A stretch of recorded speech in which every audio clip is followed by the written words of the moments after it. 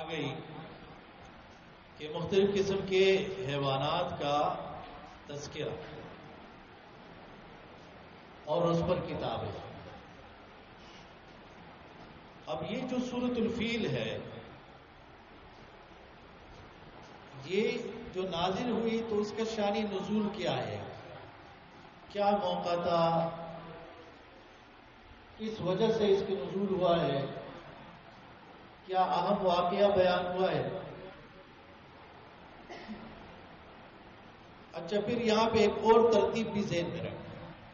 ایک ہے یہ قرآن شروع ہوتا ہے سورہ فاتحہ سے، ختم ہوتا ہے سورۃ الناس پہ.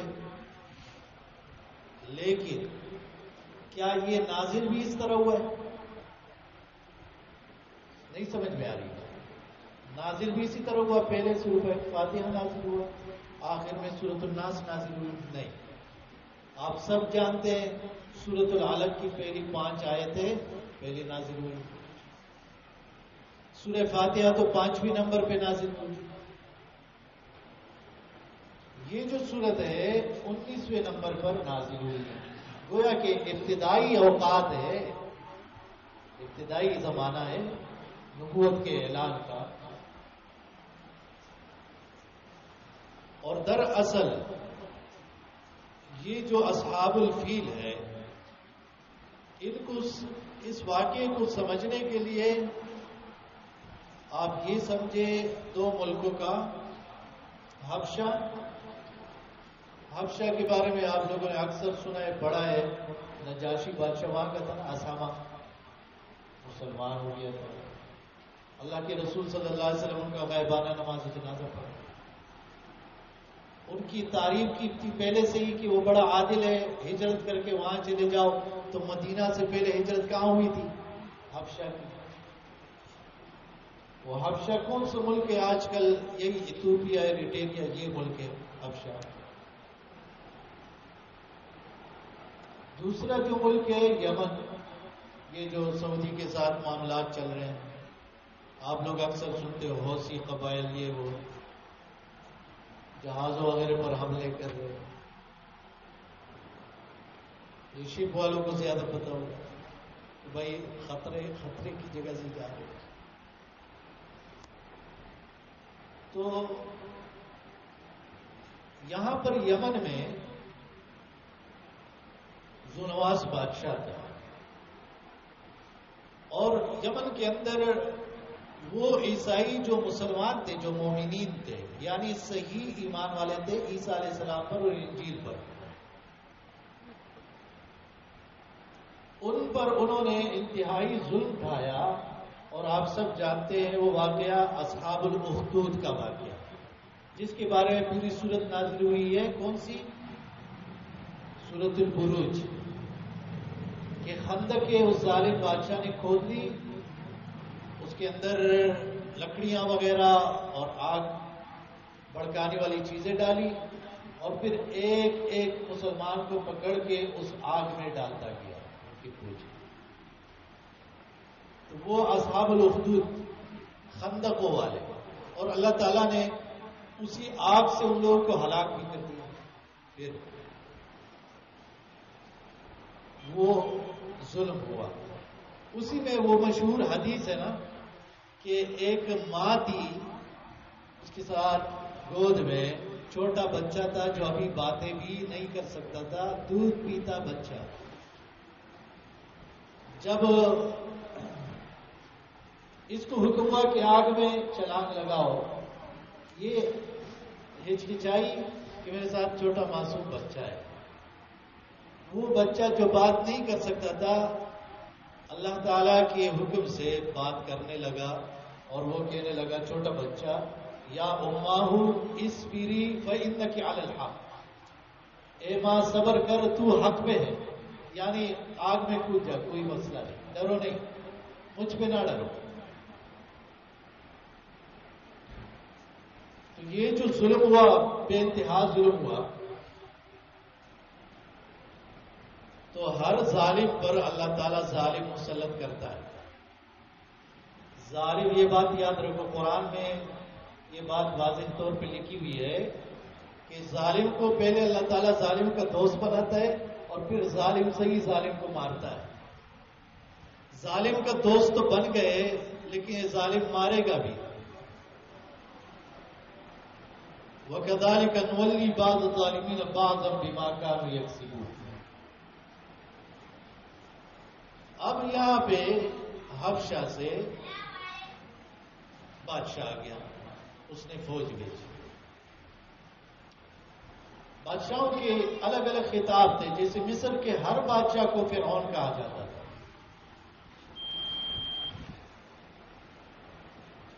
اور روم کے بادشاہ کو کیسر کہا جاتا تھا, اور ایران کے بادشاہ کو خسرو کہا جاتا تھا. تو حبشہ کے بادشاہوں کو نجاشی کہا جاتا ہے, چین کے بادشاہوں کو خاقان کہا جاتا تھا. اس طرح کے مختلف ان کے خطابات تھے. تو اس وقت کا جو نجاشی تھا تو اس نے لشکر بھیجا, اور اس میں ابرہہ تھا اور ابرہہ کے ساتھ ایک اور بندہ, آپ دونوں جاؤ اور وہاں پہ قبضہ کرو. انہوں نے آ کے حملہ کیا. وہ بادشاہ جس نے یمن میں ظلم کیا تھا بھاگ کیا, لیکن بھاگنے کا راستہ نہیں تھا, دریا میں ڈوب کے مر گیا. اب انہوں نے تو حملہ کر دیا, قبضہ بھی کر لیا. ابرہہ نے بندے اس نے نجاشی نے بھیجے 2. اب آپ ایک ہی جگہ پہ 2 بندوں کو اختیار دے دو اور پھر غلبہ بھی حاصل ہو جائے تو وہ کیسے برداشت کریں گے؟ تو ابرہہ نے پلاننگ کی, اپنے ہی اس ساتھی کمانڈر کو قتل کر دیا, اکیلا سب کچھ کنٹرول کر دیا. اب اس نے یہاں پہ ساری معلومات کی, وقت گزر رہا ہے, اقتصادی چیزیں, مالی چیزیں, وہ سب اس کو پتہ چلا کہ جتنے عرب کے جو علاقے ہیں ان کی تجارتیں ہو رہی ہیں شام وغیرہ علاقوں سے, اس مکہ اور مدینہ ان اطراف میں, مکہ سے. اور مکہ میں بڑے بڑے میلے لگ رہے ہیں, ذوالمجاز, عکاظ وغیرہ. تو سارا جو اقتصادی معاملہ ہے وہ تو وہاں پہ ہو رہا ہے. معلوم کیا کہ ایسا کیوں ہے, کہا کہ یہ لوگ ہر سال حج پہ آتے, وہ مشرکین بھی حج کیا کرتے ہیں. تو اس نے یہ منصوبہ بنایا کہ لوگ وہاں پہ حج پہ نہ جائیں, یہاں یمن پہ ہی یہیں پہ آئے, اور اس نے ایک بہت بڑا کلیسا بنا لیا سونے چاندی سے, اور بڑا انتظام کیا کھانے پینے کا اور بہت سارے معاملات, تاکہ لوگ وہاں سے ہٹ کے یہاں پہ آنا شروع ہو جائے. اکثر باطل پرست لوگ حق کے مقابلے میں یہ کر رہے ہوتے کہ مال لگاؤ, مال.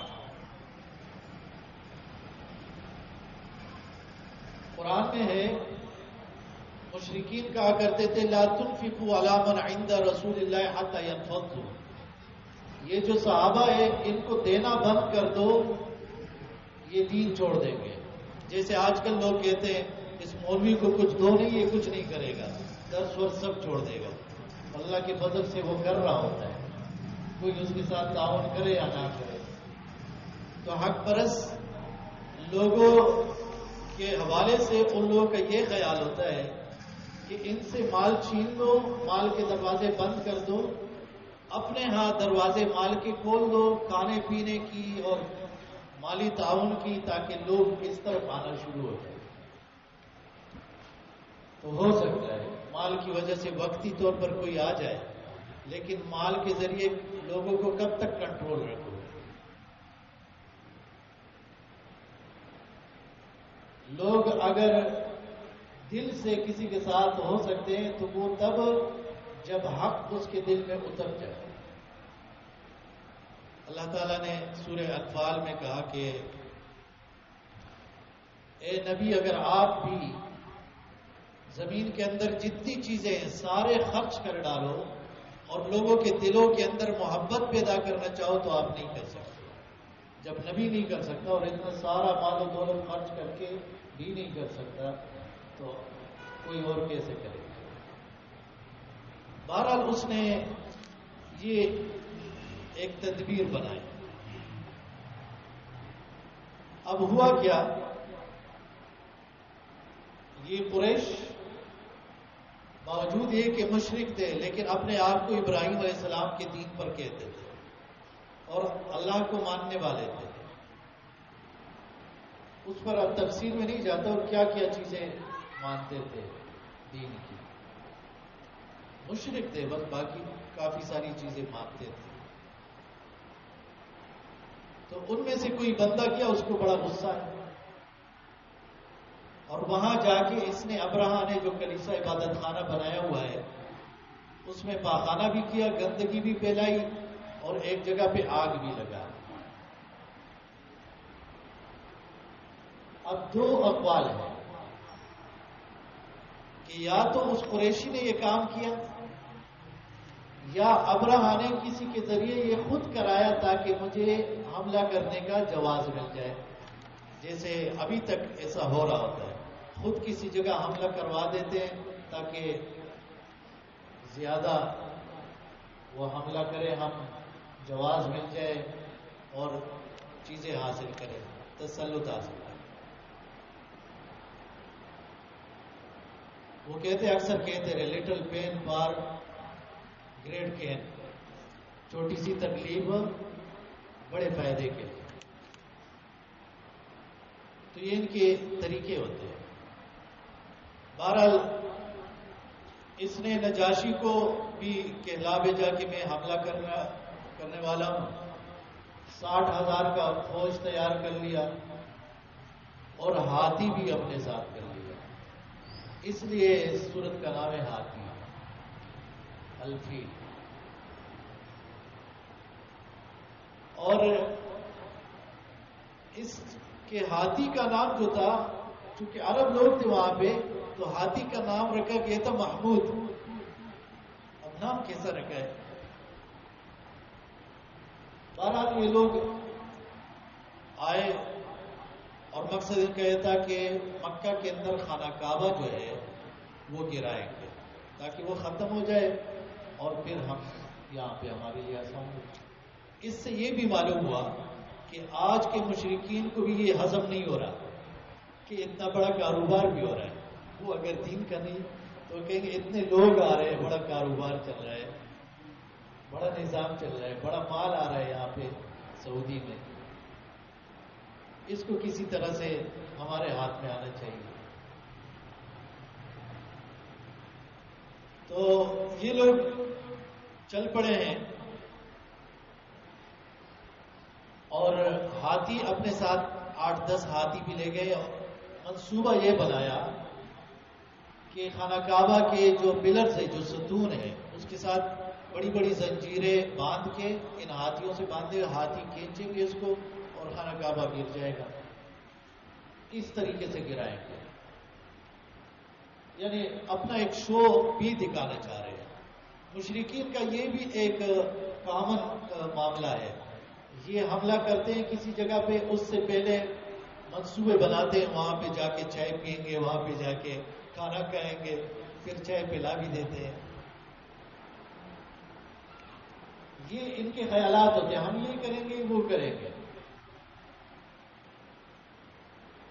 اب یہ جب راستے میں آ رہے تھے تو بہت سے قبائل تھے عرب کے جنہوں نے مقابلہ کیا اور ان کے سرداروں کو یہ پکڑ کے جیل میں ڈالتے تھے. اپنے ساتھ ہی وہ ان کا لکڑی کا جو ہے نا وہ جیل ہوتا تھا، اپنے ساتھ ہی گھماتے پھراتے، جیسے آج کل وہ ٹینکر کے گھر ہوتے ہیں، وہ کنٹینر کے، تو اس میں ڈال دیتے تھے اس کو، لیڈر کو پکڑ کے. اب آپ دیکھیں کچھ قبائل لڑ رہے ہیں ان کے ساتھ، کچھ ایسے بھی تھے نعوذ باللہ، وہ آئے ابرہا سے کہا ہم تمہارے ساتھ ہوتے ہیں، خانہ کعبہ گرا دو بے شک، لیکن ہمارے بتوں کو کچھ نہیں کیا. سمجھ میں آیا؟ ہمارے بتوں کو کچھ نہیں کہتے، بتوں کا لحاظ اللہ کا لحاظ ہے۔ اتنے میں ایک اور ان کو لیڈر ملا ہے ابو رغال کے نام سے، اور وہ اس کو کہتا ہے کہ میں آپ لوگوں کو شارٹ کٹ راستے بتاؤں گا، ان کے ذریعے لے جاؤں گا آپ کو۔ اس لیے بعد میں جب وہ مر گیا تھا، اس کی قبر پہ بہت عرصے تک عرب لوگ جا کے پتھریں برساتے تھے کہ ایسا ظالم بندہ ہے، وہ فوج جو خانہ کعبہ گرانے کے لیے آ رہا ہے، یہ راستے دکھا رہے ہیں اس کو۔ بہرحال یہ وادی محصر جو ہے، مینا اور وغیرہ اس کے وادی محصر جو علاقہ ہے وہاں تک جب یہ فوج پہنچی ہے اور وہ ہاتھی وہاں پہ بیٹھ گیا، جا نہیں رہے آگے، دوسری طرف لے جانا چاہ رہے، جا رہے، آگے نہیں جا رہے۔ یہ جو ہاتھی کو اللہ تعالیٰ نے روکا وہاں پہ، اس واقعے کو رسول اللہ صلی اللہ علیہ وسلم اکثر یاد فرمایا کرتے تھے۔ فتح مکہ کے موقع پر کہا کہ جب اللہ کے نبی صلی اللہ علیہ وسلم کے لوگوں کو کہا کہ تمہارے اوپر کوئی ملامت نہیں ہے، اور اس معاملات سے پہلے فتح مکہ ہو گیا، تو فرمایا کہ اللہ تعالی نے فیل والوں کو روکا تھا اس خانہ کعبہ سے، اور سلط اللہ علیہ رسول والمؤمنون، اللہ نے رسول اور مومنوں کو اس پر مسلط کیا، یعنی ہمیں موقع دے دیا کہ ہم تو یہاں تک پہنچ گئے، اور جو ابرہہ کا لشکر تھا اللہ نے اس کو روک دیا تھا، کیونکہ دونوں میں فرق تھا۔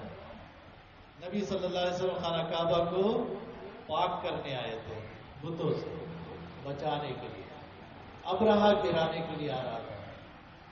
قیامت سے پہلے ایک تگڑا قسم کا، ایک چھوٹے قد کا بونا بادشاہ آئے گا، وہ سمجھے گا کہ میں اس کو گرا دوں گا، اللہ تعالیٰ خشک زمین میں اس کے فوج سمیت ان کو غرق کر دے۔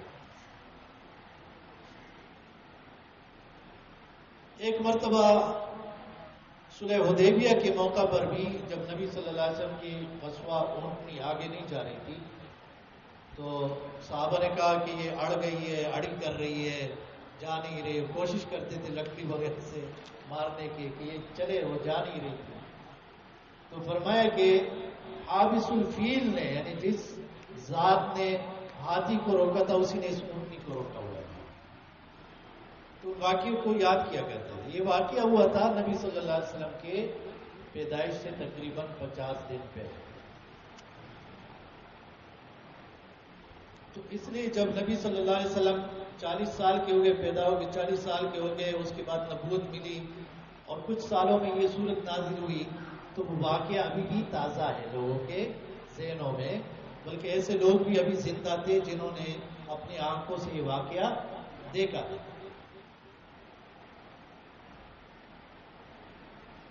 تو یہاں تک سمجھ میں آ گئی، آپ ترتیب سمجھ گئے کہ یہ اس طرح معاملہ ہوا تھا۔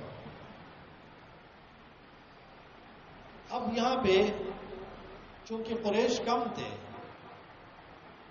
اور ان کو یقین تھا کہ ہم اتنی بڑی فوج کا مقابلہ نہیں کر سکتے، اور انہوں نے ہاتھیوں کو دیکھا تک نہیں تھا پہلے، جیسے آج کل کافروں کے پاس ایسا اسلحہ ہوتا ہے، ایسی ٹیکنالوجی جس کو ہم نے کبھی دیکھا ہی نہیں، خواب میں بھی نہیں دیکھا ہوتا، لیکن باوجود اس ٹیکنالوجی کے اللہ تعالیٰ مسلمانوں کو غلبہ دے دیتا ہے۔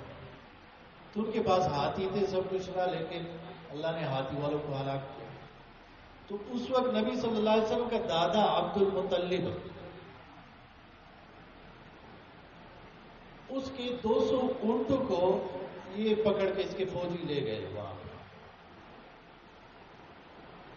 اور عرب لوگ یہ قبیلہ مختلف پہاڑوں کے پیچھے چلے گئے کہ ہم تو ان کا مقابلہ نہیں کر سکے، بیوی بچوں کو لے گئے، بوڑھوں کو، سب کو، بیماروں کو اٹھا کے لے گئے۔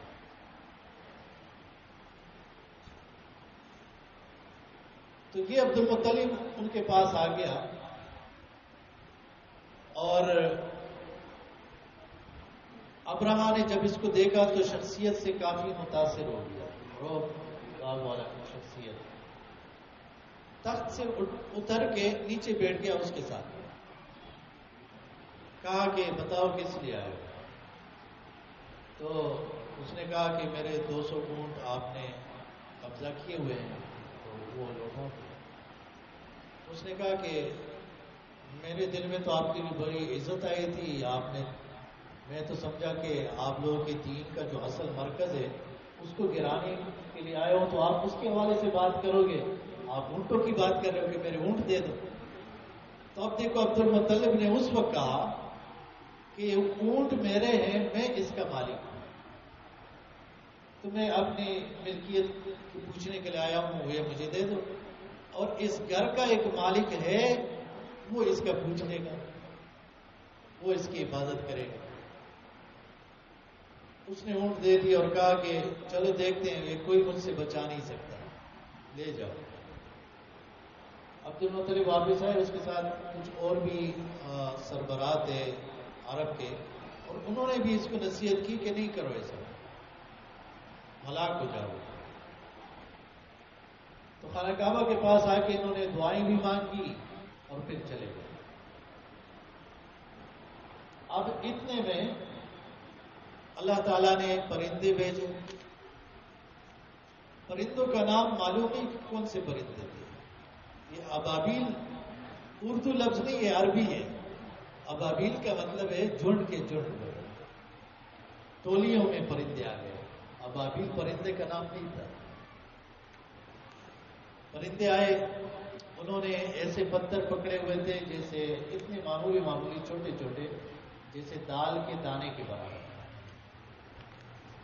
اور وہ پتھر جب کسی پر پڑتا تھا تو مختلف کام کرتا تھا، وہ کسی کے آر پار وہ نکل جاتا تھا جیسے تیز گولی ہوتی ہے، کسی پر جب وہ پڑتا تو اس کو خارش ہو جاتی، جیسے ہی وہ خارش کرتا تو اس کا چمڑا پھٹ جاتا تھا اور گوشت اور خون نکلنا شروع ہو جاتا تھا، اور کسی پر ایسا ہوتا تھا کہ اس کے اعضاء جو ہے وہ گرنے شروع ہو جاتے تھے، اور کوئی اسی وقت جو ہے مکمل طور پر پگھل جاتا ہے، تو مختلف اس کے انجام ہو جاتے ہیں۔ یہ لشکر ہلاک ہوا، کچھ لوگ بچے بیمار ہو کے جا رہے اس پتھر کے اثر سے، تو ابرہا بھی اس کی بھی اعضاء وہ گرتے جا رہے تھے۔ اللہ تعالیٰ نے جیسے فرعون کو ہلاک کیا، لیکن ڈوبنے کے بعد فرعون ڈوب گیا، پھر اللہ تعالیٰ نے پانی کے اوپر لے آیا اس کو، تاکہ لوگ دیکھ سکیں جو اپنے آپ کو خدا کہہ رہا تھا انجام یہ ہے اب۔ تو یہ جو ابرہا آتا، اللہ تعالیٰ اس کو وہاں پہ بھی خانہ کعبہ کے پاس بھی ہلاک کر سکتا ہے، یہ مینا کے پاس، لیکن اللہ تعالیٰ اتنی مہلت دی کہ وہ اپنے یمن پہنچ گیا اور اپنے لوگوں کے سامنے ہلاک ہوا، جن کے سامنے انہوں نے یہ بڑائی کی باتیں کی تھی کہ خانہ کعبہ گرانے جا رہا ہوں، گرا دیا۔ بسم اللہ الرحمن الرحیم، اللہ کے نام سے شروع کرتا ہوں جو بڑا مہربان نہایت رحم والا ہے۔ الم ترا، کا معنی ہے کیا، لم نہیں، ترا تو نے دیکھا، کیونکہ میں نے کہا کہ اس وقت بہت سارے لوگ موجود تھے اور واقعہ بالکل تازہ ہے، تو جیسے آنکھ کو دیکھا حال ہو، ایک تو مطلب اس کا یہ۔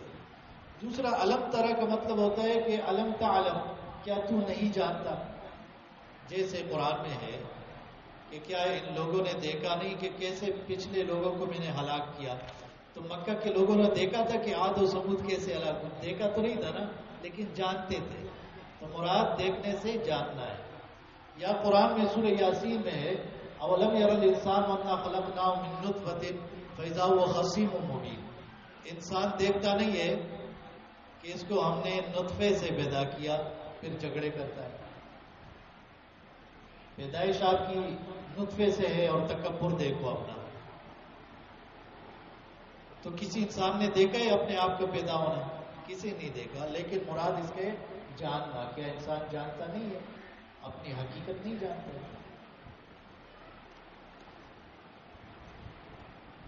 علم ترا، کیا نہیں دیکھا تو نے، کیسا فعل کیا، یعنی کیسا سلوک کیا یا کیسا معاملہ کیا، رب کا تیرے رب نے، باصحاب الفیل ہاتھی والوں کے ساتھ. آیت نگوری جسنگ کارو کو ربستا ہاتھی والوں سرا. علم یجعل، اب یہاں بھی دیکھو اللہ تعالیٰ فرمائے فعل ربک، یعنی کوئی یہ نہ سمجھے کہ وہاں پہ حبل بت تھا اور بہت سارے بت تھے تو انہوں نے کیا. نہیں، انہوں نے نہیں کیا، تیرے رب نے کیا. اور اس لشکر کے اندر جو سب سے عجیب چیز تھی ہاتھی، اس کا ذکر کر کے اللہ تعالیٰ نے فرمایا باصحاب الفیل.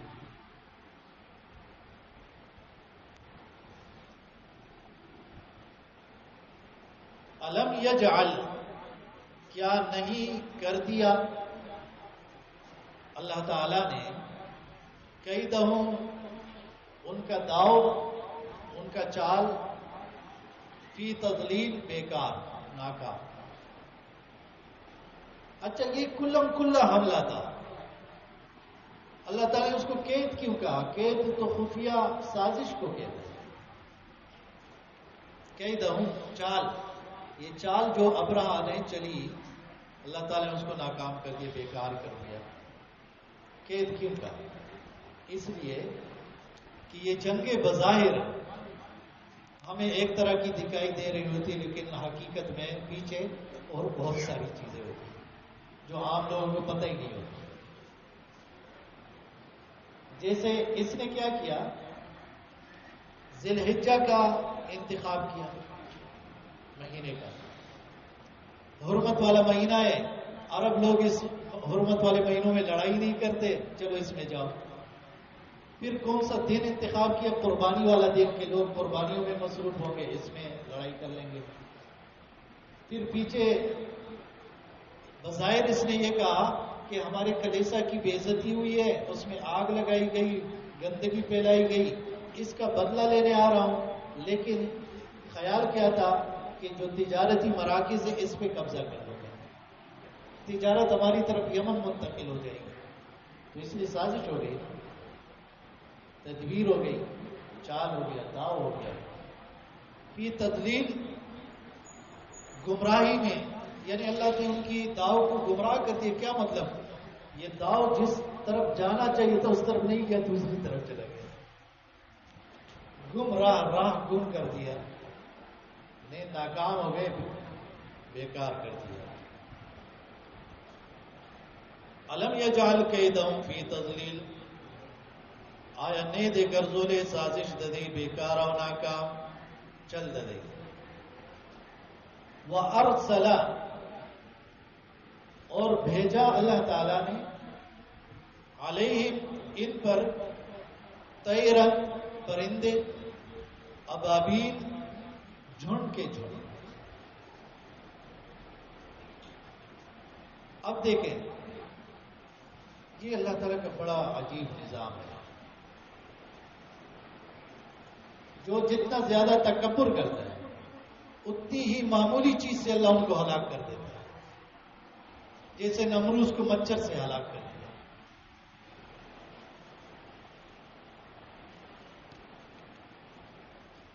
تو یہ لوگ ہاتھی لے کے آئے، اپنے آپ کو بڑا وہ سمجھ رہے تھے. اللہ تعالیٰ نے چھوٹے چھوٹے پرندے اور چھوٹے چھوٹے پتھروں سے، چھوٹے چھوٹے پرندے، چھوٹے چھوٹے پتھروں سے ان کو ہلاک کر دیا. اس لیے اللہ تعالیٰ قرآن میں اکثر جگہوں پر کہتا ہے جو بڑائی کرتے ہیں تو اللہ تعالیٰ ان کو چھوٹا کر دیتا ہے، صغار ہو، ذلیل کر دیتا ہے. آپ لوگوں کو وہ حدیث معلوم ہوگی، قیامت کے دن ہر گنہگار کا اپنا اپنا وہ نشانی ہوگی، اپنی نشانی ہوگی جس سے پہچانا جائے گا. جیسے جس نے چوری کی ہوگی تو اس کے کندھے پر وہ، جس نے بکری چوری کی ہے وہ بکری لا رہا ہوگا، وہ آوازیں دے رہی ہوگی یہ بکری چور ہے، یہ کپڑا چور ہے.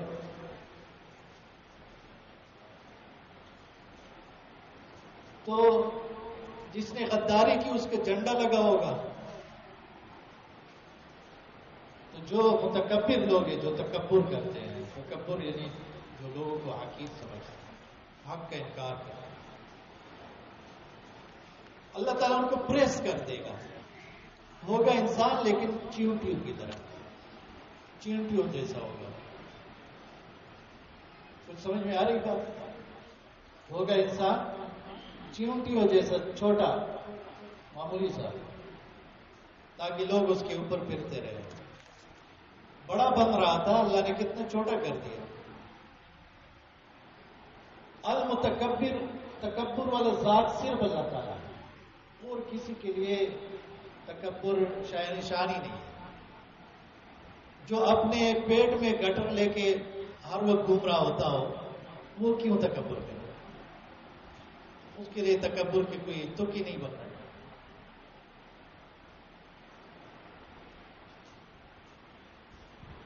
وَأَرْسَلَ عَلَيْهِمْ طَيْرًا أَبَابِيلَ، راویل ایگل باغی باندھی مرغے ڈلے ڈلے. ترمیہم بحجارۃ من سجیل، پھینکتے تھے ان پر بحجارۃ، پتریاں، من سجیل، کنگر کی. سجیل الطین المطبوخ، الطین المتحجر، یعنی مٹی کی سنگریزیں، جو مٹی جو آگ میں پک جائے، جو آتش فشاں پہاڑ ہوتے ہیں آپ لوگوں نے دیکھے ہوں گے، اس کے دہانے پر جو بہت سارے جلے ہوئے سنگریزے ہوتے ہیں، اس طرح کے پتھر.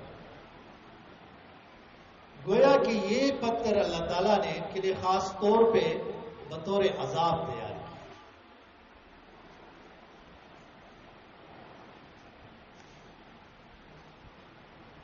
ترمیہم بحجارۃ من سجیل، وشتلی دے بگٹو چے اور کے باغشیو.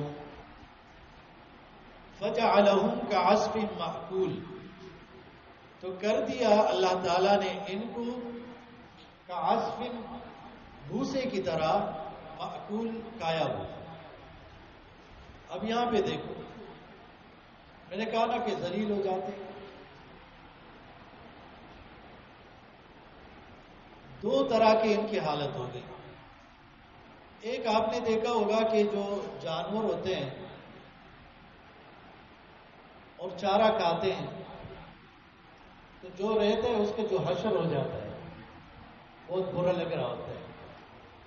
تو اس طرح ان کی حالت ہو گئی. ایک دوسرا، جانور چارہ کھاتا ہے، اس کو چباتا ہے، باریک کر دیتا ہے، پھر اس کو نگل لیتا ہے، میدا اس کو ہضم کرتا ہے، پھر اس کو نکال لیتا ہے لیت وغیرہ.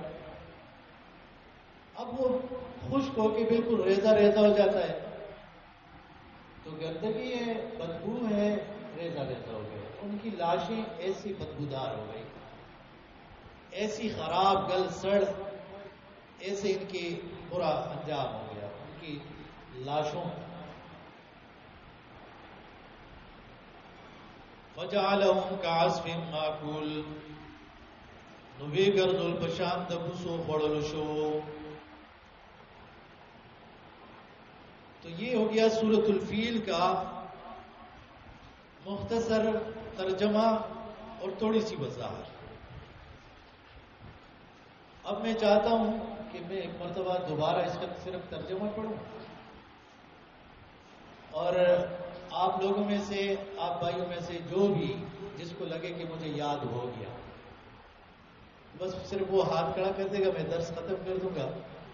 تو پہلے وہ پڑھ لے گا، پھر اس کے بعد جس کو یاد ہوگا وہ پڑھ لے گا، اور چھٹی تب ہوگی جب سب سنا لیں. کیا خیال؟ اگر کسی نے نہیں سنایا تو چھٹی نہیں ہوگی. بسم اللہ الرحمن الرحیم. اللہ کے نام سے شروع کرتا ہوں جو بڑا مہربان نہایت رحم والا ہے. In the name of Allah, the most gracious, the most merciful. الم ترى کیا نہیں تو نے دیکھا. Have you not seen. کیفا کیسے. ہاؤ. فعل ڈیلٹ کیا. رب کا تیرے رب نے. Your lord. اصحاب الفیل ہاتھی والوں کے ساتھ. with the companions of the elephant. اب سے پشتو میں بھی اردو میں بھی انگریزی میں ابھی بھی اگر یاد ہے پنجابی میں مجھے نہیں آتی تو یا سندھی میں. بہرحال الم یجعل کیا نہیں کر دیا اللہ تعالی نے. کیدہم ان کی چال. کی تضلیل بیکار. یعنی اللہ تعالیٰ نے ان کی داؤ کو بیکار کر دیا. وَأَرْسَلَ عَلَيْهِمْ اور بھیج دیا ان پر. طیرن پرندے. ابابیل جھنڈ کے جھنڈ. ترمیہم پھینکتے تھے ان پر. بحجارۃ کنکریاں. من سجیل جو پکی ہوئی مٹی سے یا کھنگر کی. فجعلہم تو کر دیا انہیں. کعصف مأکول جیسے کھایا ہوا بھوسا. کس کو یاد ہے؟